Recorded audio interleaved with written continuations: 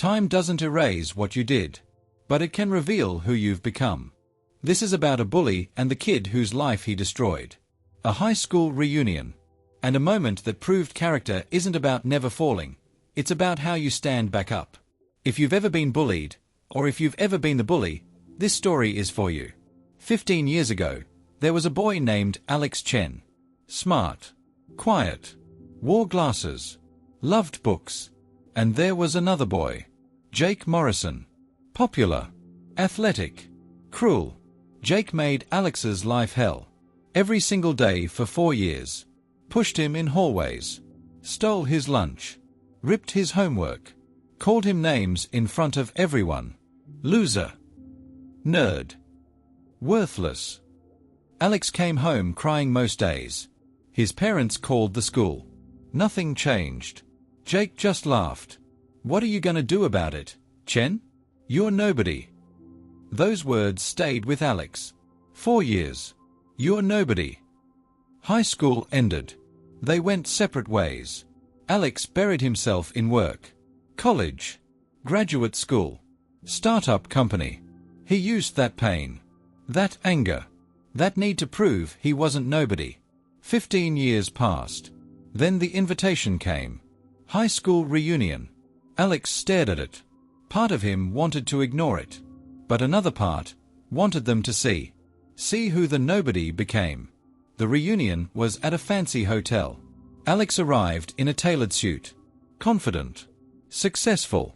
People barely recognized him. No glasses anymore. Well-dressed.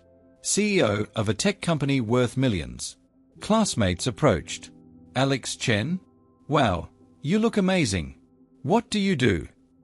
I run a software company. We just went public last month. Eyes widened. Respect. Admiration. Things he never got in high school. It felt good. Validation. Finally. Then he saw him. Jake Morrison. But this wasn't the confident jock from high school. Cheap suit. Tired eyes. Forced smile. Standing alone in the corner. Alex's friends noticed. Is that Jake Morrison? Man, he looks rough. Someone whispered. Heard he got laid off. Lost his job. Wife left him. He's been struggling. Alex felt something complicated. Not quite satisfaction. Not quite pity. Something in between.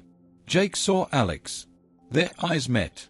For a moment, Jake looked like he might leave. But then he walked over. Alex. Hey. Voice quiet.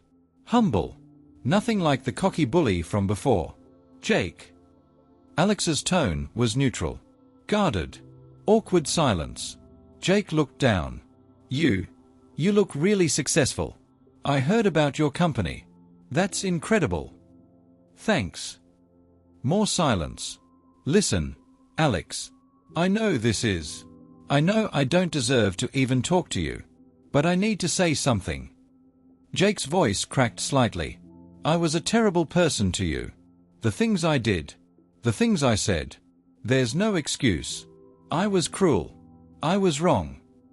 Alex stood there. Silent. Waiting. I've thought about it a lot over the years.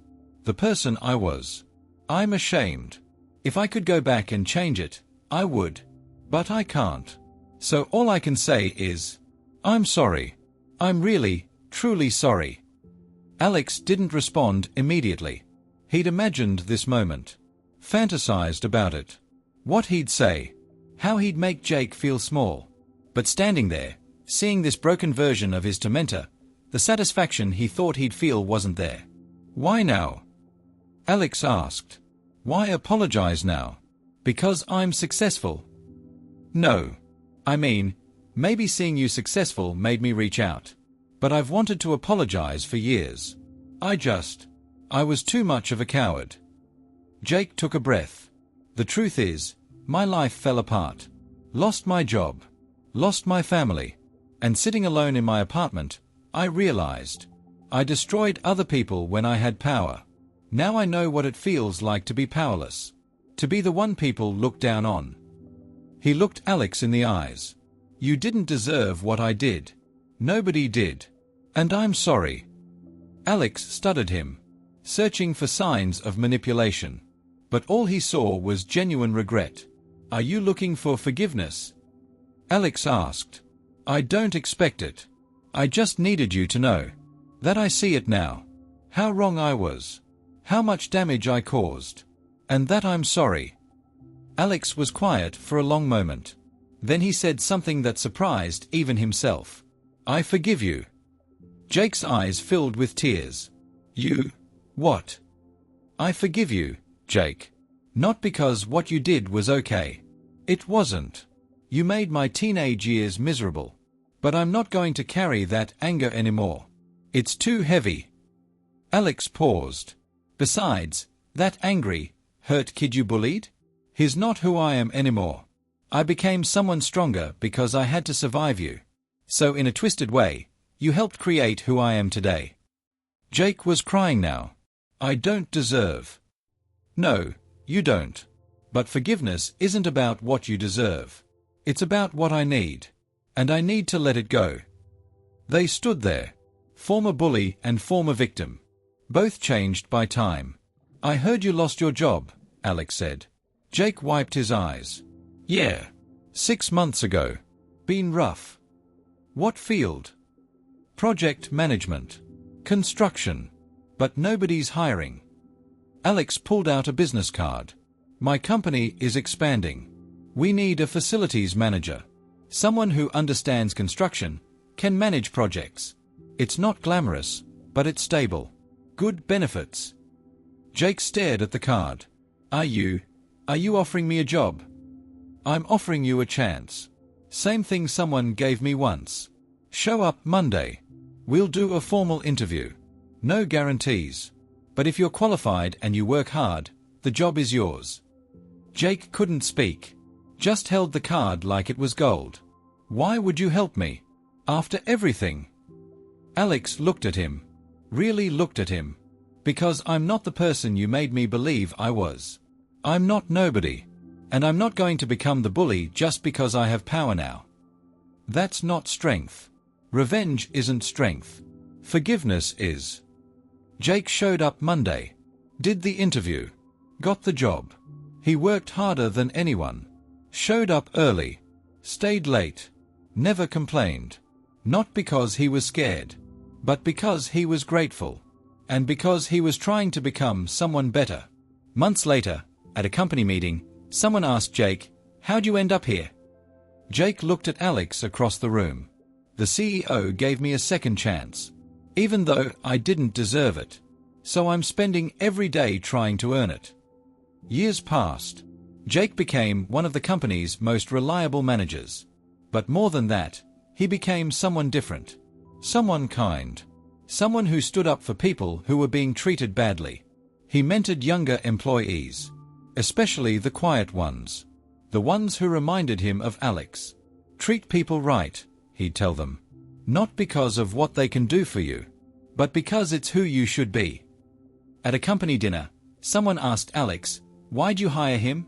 After what he did to you?" Alex thought about it. "Because I had a choice. I could become the kind of person who uses power to hurt people. Or I could become the kind of person who uses power to help people. Jake taught me what the first one looks like. I wanted to show him what the second one looks like. And honestly, watching him become a better person has been more satisfying than any revenge could have been." The reunion that brought them back together became annual. Every year, they'd talk. Not as bully and victim. As two people who grew up. Who changed. Who learned. Jake never forgot what he did. But he also never forgot what Alex taught him. That people can change. That forgiveness is possible. And that true strength isn't about power over others. It's about power over yourself. Moral. The people who hurt you don't define you. Your response to them does. Revenge might feel satisfying in the moment, but forgiveness sets you free. When you have power, you face a choice. Use it to hurt those who hurt you, or use it to break the cycle. Real strength isn't never falling. It's helping others stand up, even when they're the ones who knocked you down. People can change, grow, and become better.